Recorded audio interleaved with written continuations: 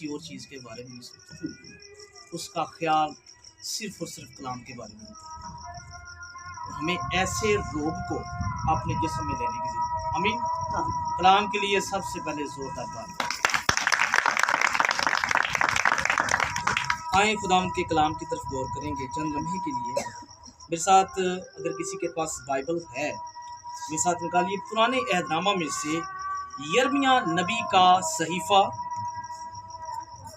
यिर्मयाह नबी का सहीफ़ा है, उसका 30 बाब है, 30वां बाब, 30वां बाब उसकी 19वीं आयत कलाम मुक़द्दस में से हम तिलावत करेंगे। सिर्फ 19वीं आयत है वो कलाम मुक़द्दस में से हम तिलावत करेंगे। चंद लम्हे पर हम इसके ऊपर जो है वो बात करेंगे। ज़्यादा टाइम नहीं लूँगा क्योंकि सारे काफ़ी देर हो गया बैठे हुए। किसी को ये हवाला मिला है तो ज़रूर पढ़ने में रहनुमाई करें।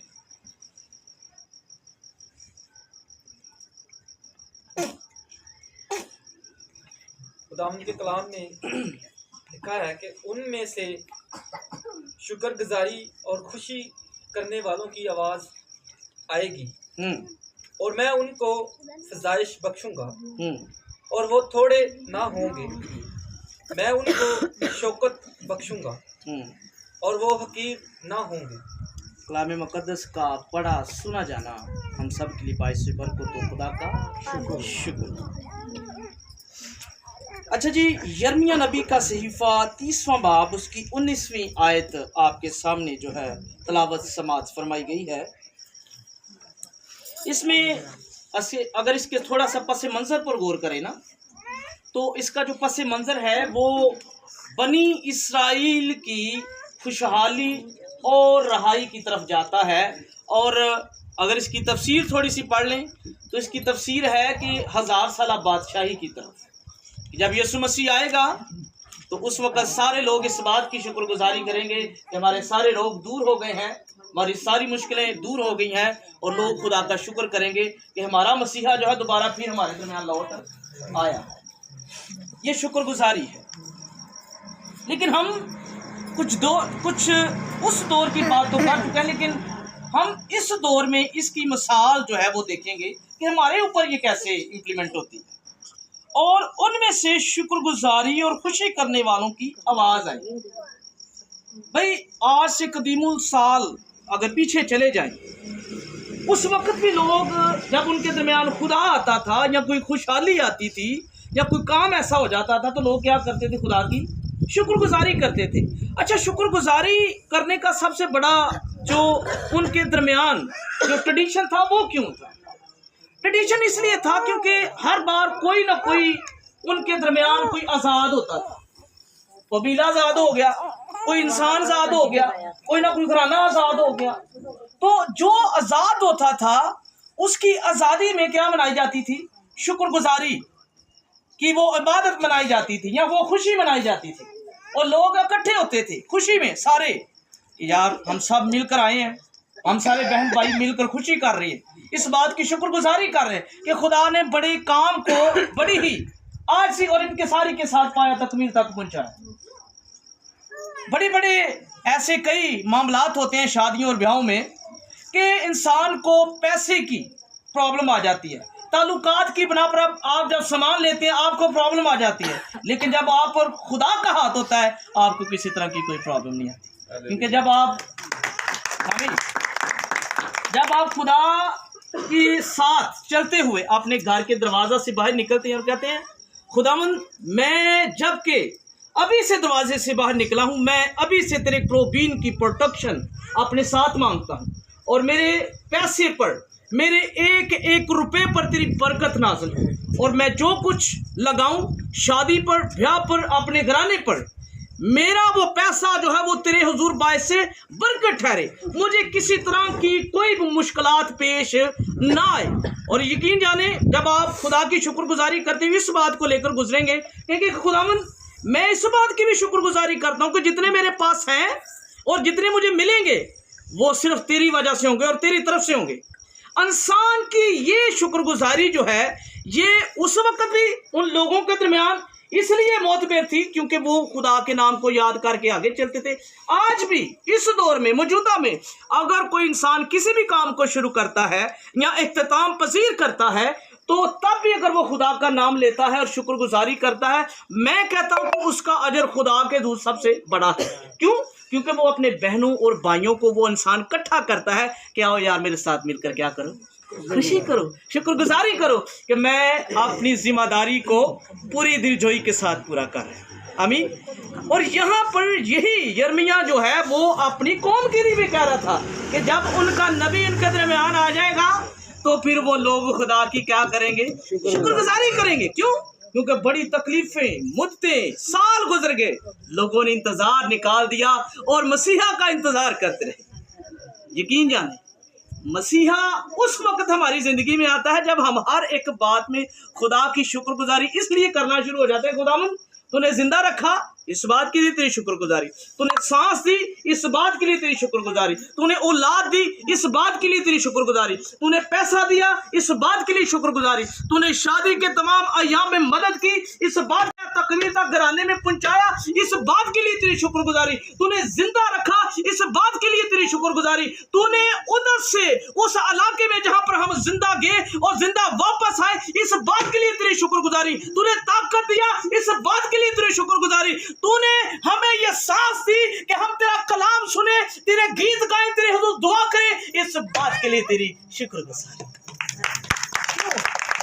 क्योंकि ये अहम है, ये लाजमी है कि हम खुदा की शुक्रगुजारी करें हर बात में, क्योंकि वो उस इंसान को उसने पैदा ही इसलिए किया है कि वो इंसान जो उसका जिंदा किया हुआ है, उसका बनाया हुआ है, उसकी क्रिएशन है, वो उसकी शुक्रगुजारी करे। क्योंकि इंसान को उसने पैदा किया ही इसलिए है कि वो उसकी इबादत करे, चाहे वो जिस भी हालत में है, चाहे इंसान बीमारी की हालत में है, तकलीफ की हालत में है, खुशी की हालत में है, उसका खुशी के हर मामले में, दुख के हर मामले में उसका शुक्रगुजारी करना जो है वो क्या है, लाज़मी है। आगे चलते हैं, कहते हैं और खुशी करने वालों की आवाज आएगी। आज हम इस इबादत में क्या कर रहे थे, गीत गा रहे थे, और गीत गाते हुए हम क्या कर रहे थे, खुशी में शामिल हो रहे थे, और उनके दरमियान खुशी की आवाज आएगी। तो खुशी की आवाज कितना चुआंदी सी पी जी, कितना चुआंदी सी पी साडे दरमियान खुशी की आवाज कितों आंदी सी पी, साडे विचों। असी सारे बैठे सा, ਅਸੀਂ ਸਾਰੇ ਬੈਠੇ ਸਾਂ, ਅਸੀਂ ਗੀਤ ਗਾ ਰਹੇ ਸਾਂ, ਅਸੀਂ ਦੁਆ ਕਰ ਰਹੇ ਸਾਂ, ਤੇ ਸਾਡੇ ਦਰਮਿਆਨ ਦੇ ਵਿੱਚੋਂ ਕੀ ਆ ਰਹੀ ਸੀ, खुशी ਦੀ आवाज आ रही थी। और मैं उनको अब फजाइश बख्शूंगा। क्या करूंगा जी? मैं उनको फजाइश बख्शूंगा, मैं तरक्की देंगा। मैं की करांगा जी? मैं तरक्की देंगा। याद रखें, शादी का जो मामलात हैं या कोई भी तकरीब हो, अगर आपको खुदा फजाइश का मतलब है खुले तौर पर आपको बरकत दूंगा, तो शुक्रगुजारी इंसान वो भी करा जो खुदा नूं खुले तौर पर देता है। आमीन। ये वास्ते तो तालियां होनी चाहिए ना। फजाइश का मतलब है कि जब आपको कोई भी चीज वफर मिकदार में मिले और आप खुदा की शुक्रगुजारी करें, और मैं उनको फजाइश बख्शूंगा, मैं उनको कसरत के साथ बख्शूंगा, और वो थोड़े ना होंगे। असी थोड़े तो नहीं, ना। कलामे मुकद्दस में लिखा है कि जहां 2 या 3 मेरे नाम से इकट्ठे होंगे, मैं वहां क्या होऊंगा, मौजूद होगा। लेकिन असी 2-3 तो की हैं ज्यादा वहां। इस बात के लिए शुक्रगुजारी करते हुए ताली बजाइए। आमीन। और वो थोड़े ना होंगे, मैं उनको शौकत बख्शूंगा, और वो हकीर ना होंगे। और वो क्या ना होंगे जी? हकीर ना होंगे। मतलब किसी नो वेख के ते ना आखणगे यार ਇਹਦੀ ਜ਼ਿੰਦਗੀ 'ਚ ਸਾਰੇ ਕੰਮ ਹੁੰਦੇ ਨੇ ਤੇ मेरी जिंदगी 'ਚ क्यों नहीं होंगे। हाँ, मेरी बात को समझ रहे हैं कि इसकी जिंदगी में जो हो रहे हैं मेरी जिंदगी में क्यों नहीं हो रहे, और वो मैं उनको शौकत बख्शूंगा और वो हकीर ना होंगे। सानू हर एक गल दे विच अपने भाइयों दे भैणां दे नाल सानू रल के खुशी मनानी चाहिए।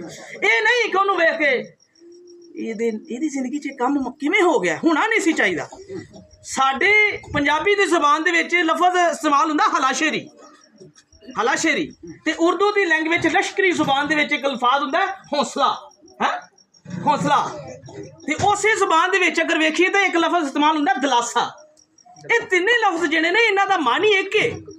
लेकिन ਇਹਨਾਂ ਨੂੰ ਅਗਰ ਇਕੱਠਿਆਂ ਤੁਸੀਂ ਪੜੋਗੇ, ਇਹਨਾਂ ਦਾ ਮਨ ਹੀ ਅਗਰ ਇੱਕ ਬਣ ਜਾਂਦਾ ਤੇ ਸਾਨੂੰ ਵੀ ਤੇ ਚਾਹੀਦਾ ਕਿ ਅਸੀਂ ਇਹਨਾਂ ਤਿੰਨਾਂ ਕੰਮਾਂ ਦਾ ਮਤਲਬ ਜਿਹੜਾ ਸਮਝ ਜਾਈਏ। ਲੇਕਿਨ ਅਸੀਂ ਤਿੰਨਾਂ ਕੰਮਾਂ ਦਾ ਸਮਝਦੇ ਨਹੀਂ ਮਤਲਬ, ਅਸੀਂ ਉਹਨੂੰ ਗਲਤ ਲੈ ਜਾਂਦੇ ਆ। ਅਸੀਂ ਕਿਸੇ ਨੂੰ ਦਿਲਾਸਾ ਜਾਂ ਹੌਸਲਾ ਦੇਣ ਦੀ ਬਜਾਏ ਪਤਾ ਕੀ ਕਰਦੇ, ਅਸੀਂ ਬੰਦੇ ਦੂਸਰੇ ਦੇ ਬਾਰੇ ਚੜਾਉਣ ਵਾਲੀਆਂ ਗੱਲਾਂ ਕਰਦੇ ਹੈਗੇ। ਸਾਡੇ ਦਿਲ ਦੇ ਵਿੱਚ ਇਹ ਗੱਲਾਂ ਨਹੀਂ ਆਉਣੀਆਂ ਚਾਹੀਦੀਆਂ ਕਿ ਅਗਰ ਇਹ ਬੰਦਾ ਸ਼ੁਕਰਗੁਜ਼ਾਰੀ ਕਰਦਾ ਪਿਆ ਤੇ ਕੋਈ ਨਾ ਕੋਈ ਗੱਲ ਹੋਏਗੀ ਜਾਂ ਜ਼ਹਿਨ ਦੇ ਵਿੱਚ ਕੋਈ ਗੱਲ ਹੋਏਗੀ ਜਾਂ ਕੋਈ ਹੋਰ ਕਿਸੇ ਮਾਮਲੇ ਵੱਲ ਚਲੇ ਜਾਈਏ। ਮਾਮਲਾ ਕੋਈ ਵੀ ਹੈ, ਜਦੋਂ ਇਨਸਾਨ ਖੁਦਾ ਦੀ ਸ਼ੁਕਰਗੁਜ਼ਾਰੀ ਵਾਸਤੇ ਆਪਣੇ ਭੈਣਾਂ ਤੇ ਭਰਾਵਾਂ ਨੂੰ ਇਕੱਠਿਆ ਕਰਦਾ ਹੈ ਤੇ ਸਾਨੂੰ ਚਾਹੀਦਾ ਪੂਰੀ ਦਿਲਜੋਈ ਦੇ ਨਾਲ ਉਹਦੇ ਹਜ਼ੂਰ ਇਕੱਠੇ ਹੋਈਏ, ਉਹਦੇ ਕੋਲ ਜਾਈਏ, ਉਹਦੇ ਨਾਲ ਮਿਲੀਏ, ਉਹਦੇ ਨਾਲ ਮਿਲ ਕੇ ਦੁਆ ਕਰੀਏ। ਉਹਦੇ ਨਾਲ ਮਿਲ ਕੇ ਜਦੋਂ ਅਸੀਂ ਦੁਆ ਕਰਾਂਗੇ, ਸ਼ੁਕਰਗੁਜ਼ਾਰੀ ਕਰਾਂਗੇ ਤੇ ਯਕੀਨ ਜਾਣੋ ਉਹ ਤੇ ਬਰਕਤ ਪਾਏਗਾ, ਅਸੀਂ ਬਹੁਤੀ ਬਰਕਤ ਪਾਵਾਂਗੇ ਕਿਉਂਕਿ ਅਸੀਂ ਉਹਦੇ ਬੁਲਾਉਣ ਤੇ ਆਏ ਆ। ਕੀ ਆਂਦਾ ਜਦੋਂ ਵੀ ਤੂੰ ਖੁਦਾ ਦੇ ਘਰ ਦੇ ਵਿੱਚ ਜਾਣਾ ਤਾਂ ਸੰਜੀਦਗੀ ਨਾਲ ਕੀ ਰੱਖ, ਕਦਮ ਰੱਖ। ਜਿੱਥੇ ਮਜ਼ਬਾ ਲੱਗਾ ਹੁੰਦਾ ਉੱਥੇ ਖੁਦਾ ਦਾ ਘਰ ਬਣ ਜਾਂਦਾ। ਜਿੱਥੇ ਮਜ਼ਬਾ ਲੱਗਾ ਹੁੰਦਾ ਤੇ ਕੀ ਹੋ ਜਾਂਦਾ ਜੀ, ਖੁਦਾ ਦਾ ਘਰ ਬਣ ਜਾਂਦਾ। ਤੇ ਸਾਨੂੰ ਸ਼ੁਕਰਗੁਜ਼ਾਰੀ ਇਸ ਗੱਲ ਦੀ ਕਰਨੀ ਚਾਹੀਦੀ ਕਿ ਅੱਜ ਖੁਦਾ ਨੇ ਸਾਨੂੰ ਜ਼ਿੰਦਾ ਰੱਖਿਆ ਤੇ ਸਾਨੂੰ ਸ਼ੁਕਰਗੁਜ਼ਾਰੀ ਕਰਨ ਦਾ ਮੌਕਾ ਦਿੱਤਾ ਹੈ। ਉਸ ਤੋਂ ਬਾਅਦ ਸਾਡੇ ਭਾਈ ਰਾਹਤ ਗੁਲਜ਼ਾਰ ਨੂੰ ਅੱਜ ਖੁਦਾ ਨੇ ਇੱਕ ਬੰਧਨ ਦੇ ਵਿੱਚ ਬੰਨ੍ਹਿਆ, ਖੁਦਾ ਨੇ ਉਹਨੂੰ ਬਰਕਤ ਦਿੱਤੀ ਹੈ। ਉਹ ਸ਼ਾਦੀशुदा हो गया। इस टाइम एक नहीं रहे, इस टाइम की हो गए ने, दो हो गए ने। लेकिन बाइबल मुकद्दस के मुताबिक वो दो जाना की हो गई ने, एक हो गई। हाँ, इस गल दे वास्ते असीं शुक्रगुजारी करने कि उन्हां दे भाई नूं खुदा ने ये शर्फ बख्शिया कि वो सारे मामलात नूं वेख के तो उन्होंने दिल दे विच इस चीज़ नूं उभारिया कि असीं सारे मामलात नूं बड़ी अच्छी तकनीक दे नाल असां पाया, तकमील तक पहुँचाया ते असीं खुदा दे शुक्रगुजार हां। ते असीं घर जावांगे ते असीं खुदा दे घर दे विच जाके ते नाले असीं खुदा दे नां दे विच उहदी इबादत करांगे, उहदी शुक्रगुजारी करांगे कि खुदा ने सानूं जिंदा भी रखिया, जिंदा सानू वापस भी लैके आया तो सानू इबादत करने का मौका भी अता किया। देखो याद रखो, अगर असी उतली आयत पढ़िए ना, खुदावंद यूं फरमाता है कि देख मैं यकूब के खैमों की असीरी को मकूफ करूंगा और उसके मस्कनों पर रहमत करूंगा। शादी रहमत होंदी, शुक्रगुजारी करना रहमत होंदी है। यकूब के घराने नूं खुदा ने असीरी तो बाहर कढ़िया। इंसान कला हुंदा है ना, ते मैं अपनी अगर समझ लो तजर्बे दे नाल आखा तो मैं कहना असीर हुंदा, असीर हुंदा। असीर इस वजह तो हुंदा क्योंकि उस वक्त दुनिया दे ख्याल और दुनिया दियां मतलब समझ लो कि सोचां समझां और दुनिया दियां कोई ऐसे ख्यालात जिहड़े ने उहदे ज़हन च हुंदे। लेकिन जदों वो शादीशुदा हो जाता है ना तो फिर उहदी शादी वाली लाइफ जिहड़ी है वो आज़ाद हो जाता है। फिर उहदे विच सिर्फ एक ही गल हुंदी, मैं ते मेरा खुदा, मैं ते मेरा खुदा। हुण दुनिया मेरे अगे कुछ नहीं, हुण मैं आज़ाद हो गया, मैं असीरी तो आज़ाद हो गया। हुण मेरे वास्ते सिर्फ यकूब दा खुदा है ते मैं उहदा है, मेरे वास्ते यकूब दा खुदा है तो हुण मैं उहदा। वो गीत की वावा कर गया हुंदा, यकूब ते खुदा ते रखांगा, की रखांगा जी, ईमान रखांगा। वावा करके बड़ा सोहना मुंडे ने गीत गाया। क्यों? क्योंकि सारिया कौमां जिन्नी तक खुदा दे अगे शुक्रगुजारी नहीं सन गुजरान लेंदियां, उन्हां दी जान नूं सुकून नहीं सी मिलदा। अज साडे अंदर भी ये चीज़ मौजूद है तो इनू होर ज़्यादा इनू हवा दईए, ये शोला जलदा रहे ताकि असीं अपनी हर एक गल ते हर एक काम ते खुदा दे नां दी शुक्रगुजारी करदे। आमीन आमीन। सिर्फ एक छोटी जी गल करांगा। इंसान की तरबियत अच्छी होए ना, गल नूं गौर नाल सुनिया जी। इंसान की तरबियत अगर अच्छी हुई है, इंसान नूं माँ प्यो अच्छा मिल गया होवे, इंसान नूं खानदान अच्छा मिल गया होवे, इंसान नूं तरबियत अच्छी है, उन्होंने खानदान अच्छा मिल गया होवे, उन्होंने भैन भरा अच्छे मिल गए होण, उन्होंने माँ प्यो अच्छा मिल गया होवे, उन्होंने घर दे इर्द गिर्द दा माहौल अच्छा मिल गया होवे। मैं कहना कि कोई भी बच्चा या बच्ची या कोई नौजवान या बजुर्ग जिहड़ा अगर उहदे खानदान दे अंदर उहदे घराने दे अंदर खुदा दे कलाम की हर एक गल ते शुक्रगुजारी करना वाजिब हो गया है ना, मैं कहना कि उहदी जिहड़ी तरबियत है वो जिंदगी भर इस चीज़ नूं नहीं भुलेगा, वो जिंदगी भर इस चीज़ नूं नहीं भुलेगा कि यकूब दे खुदा नूं मनण वाले लोग जिहड़े सन अगर वो हर गल ते खुदा दी शुक्रगुजारी करते सन, अगर अज असीं इस तरह दा माहौल बना के रखीए तो साडे बच्चे भी जिहड़े ना वो हर एक गल दे विच विगड़न दी बजाय खुदा दी शुक्रगुजारी करना शुरू कर। आम लफज नहीं है, ये ब्लैसिंग है, बरकत है हर तरह की। मैं कलाम दे विच की आख्या, औलाद दी बरकत है, घर नूं बुलंद करन दी बरकत है, ठीक है, जॉब की बरकत है, हर एक ब्याह शादी या की का कोई भी काम में हर एक काम नू अच्छे तरीके दे नाल कर लेना, ये खुदा दी बरकत है। इस मामले दे विच अगर तुसी कामयाब हो जांदे हो हर एक काम नू करन दे विच, तो खुदा दी शुक्रगुजारी करना तुहाडे कोल बच। अगर नहीं करदे इहदा मतलब है कि तुसी खुदा दा कर्ज रखदे हो। गल नू कान खोल के सुनना, तुसी की रखदे हो पे? खुदा दा कर्ज रखदे हो पे। अगर तुसी शुक्रगुजारी नहीं करोगे तो फिर वो कर्ज जिहड़ा वो तुहाडे कोल किसी होर तरीके दे नाल निकल जाएगा। मैं बड़ी इस गल वास्ते खुशी महसूस कर रहा कि खुदा ने खादम ने एक इस चीज़ नू एक इस ट्रेडिशन नू पूरा किया बाइबल मुकद्दस के मुताबिक। ठीक है, इस वास्ते असीं खुदा की शुक्रगुजारी करने और फिर इस गल वास्ते भी शुक्रगुजारी करने कि जिन्ने मामलात सन वो मैनूं अज दस रहे सन पे सुबह कि सारे मामलात दे विच खुदा ने बड़ी बरकत पाई है।